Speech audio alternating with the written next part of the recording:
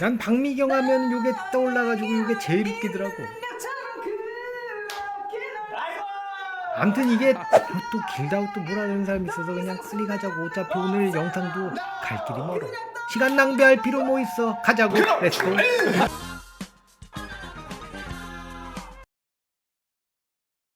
박미경은 1994년 이유 같지 않은 이유로 데뷔를 한 가수라고 알고 있는 사람들이 많은데, 사실 그녀는 서울예대 재학 시절이었던 1985년 제6회 강변가요제 민들레 홀시되어라는 노래로 참가해서 장려상을 수상했고, 이 노래가 나름 인기를 끌면서 정식으로 가수 데뷔를 하게 되지. 이어서 1986년에는 MBC 주말 드라마 풀림마다 이슬의 주제가를 부르면서 음악 활동을 이어가던 와중 돌연 가족들과 하와이로 이민을 떠나면서 잠시 가수 활동을 접게 된단 말이지. 하지만 가수 활동에 미련을 버리지 못한 박미경은 이후 1990년 홀로 귀국해서 자신의 첫 앨범을 발매하게 되는데, 이 앨범이 바로 박미경 1집이었던 거지. 그러니까 박미경의 가수 데뷔는 1985년, 그리고 1집은 1990년에 내놓았던 거야. 정확히 말하자면 1994년에 내놨던 앨범은 2집 앨범이었다고 볼 수 있는 거지. 암튼 이 1집 앨범의 타이틀곡은 화요일에 비가 내리면이었고, 이 노래는 크게 히트를 치진 못했어. 그래도 비 오는 화요일이면 지금도 가끔 라디오에서 들을 수 있는 노래지.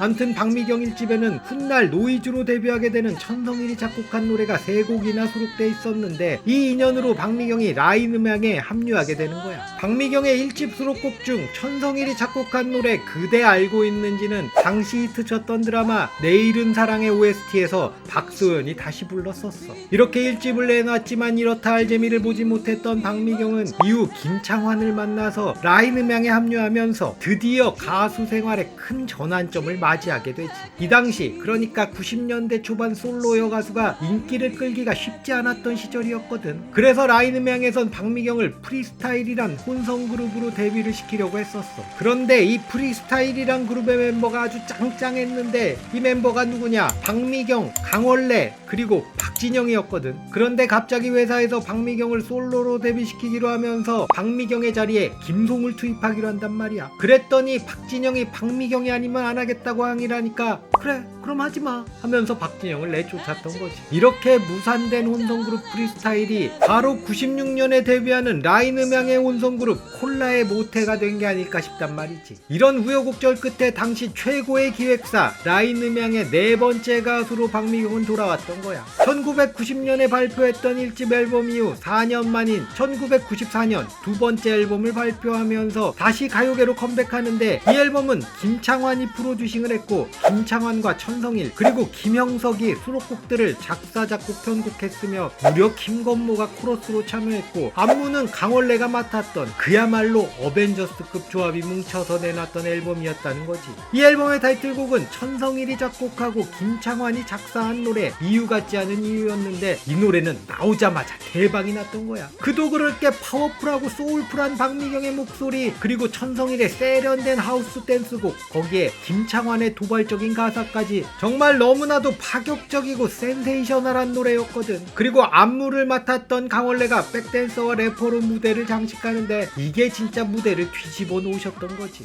오! 완전 무대를 뒤집어 놓으셨다. 이유 같지 않은 이유는 가요 톱10에서 4주 연속 1위를 하면서 그야말로 대박이 나면서 5주 연속 1위를 하면 받게 되는 골든컵 수상을 목전에 두고 있던 그때, 어떤 신인 가수에게 1위 자리를 빼앗기게 되는데, 그게 바로 박미경과 혼성그룹으로 데뷔할 뻔했던 박진영이었지. 박진영의 1집 타이틀곡 날 떠나지마가 박미경의 골든컵 수상을 저지했던 거야. 그런데 또 나중에 한참 시간이 지나서 박미경과 박진영은 다시 프로듀서와 걸그룹 멤버로 만나게 되니 참 재미있는 인연인 것 같아.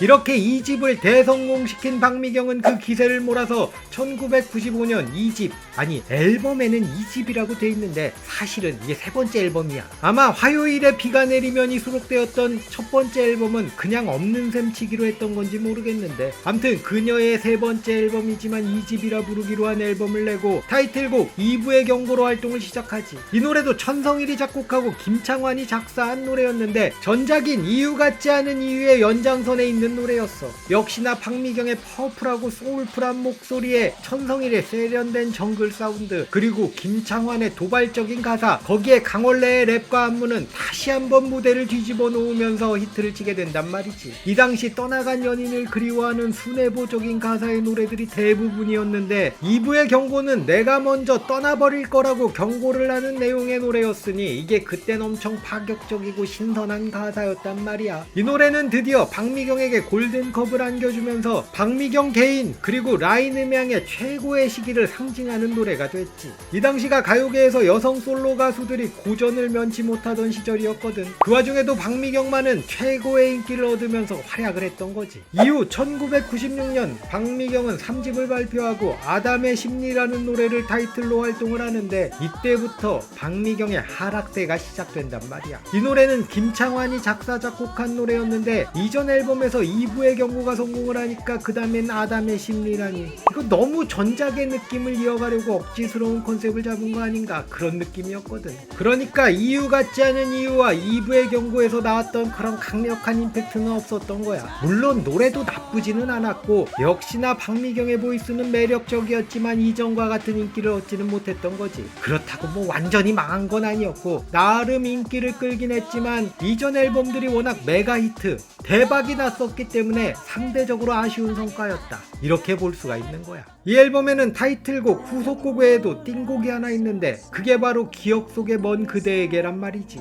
이 노래는 지금까지도 꾸준히 사랑을 받는 노래고 이후 박효신을 비롯한 여러 후배 가수들이 리메이크를 했던 명곡이야. 이 노래는 신재용이 작곡한 노래고 원래 1993년 정인정이란 가수가 내게는 소중한 그대라는 제목으로 발표했던 노래였어. 이 노래의 제목과 가사를 바꿔서, 그러니까 재활용해서 박미경의 앨범에 수록했던 거지. 이렇게 박미경이 정점을 찍고 점차 하락세를 타던 와중에 라인 음향도 이제 망해가거든. 90년대 말 가요계가 아이돌판으로 바뀌면서 라인 음향은 그 변화의 흐름을 따라가지 못하면서 엎친 데 덮친 격으로 세무조사도 받게 되면서 라인 음향도 쇠락해가고 있었단 말이야. 이때 박미경은 성대 결절에 걸리게 되면서 활동을 중단하고 미국으로 음악 유학을 떠나게 되지.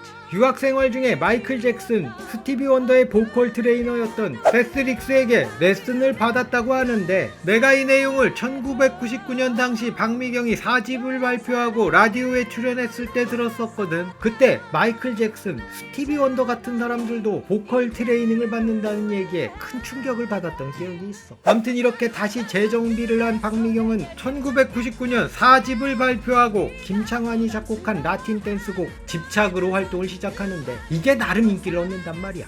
물론 역시나 예전과 같은 어마어마한 인기는 없었지. 이 당시가 바로 1세대 아이돌들의 시대였고 그런 틈바구니에서 3년의 공백을 가진 여성 솔로 가수가 자신의 존재감을 보여줬다는 것 자체가 정말 대단한 거라고 할 수 있어. 박미경이었기 때문에 가능했다, 난 그렇게 보는 거야. 이 집착은 원래 엄정화가 부르기로 했던 노래였고 박미경은 몰라를 부르기로 했었는데 김창완의 설득으로 노래가 서로 바뀌었다고 하지. 근데 아무리 생각해봐도 박미경의 몰라는 상상이 잘 안 된단 말이야. 이후 박미경은 2000년 천성일이 프로듀싱한 5집 앨범을 발표하고 천성일이 작곡한 타이틀곡 벌로 활동을 했지만 난 개인적으로 이 노래를 좋아했는데 이것도 크게 인기를 끌지 못하더라고.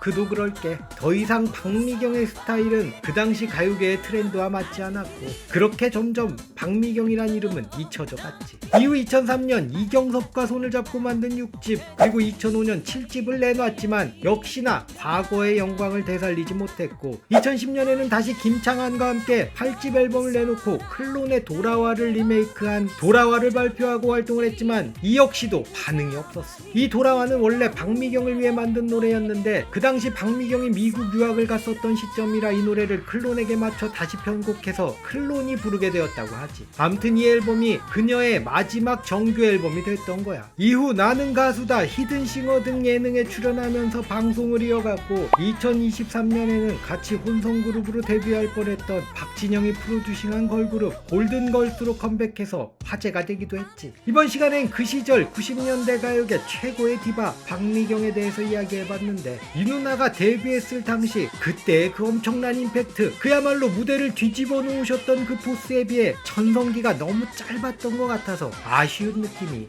있다네. 하지만 60대가 됐는데도 지금 그 목소리가 아주 여전하시더라고. 그 멋진 목소리로 좋은 노래 계속 들려주셨으면 한다네.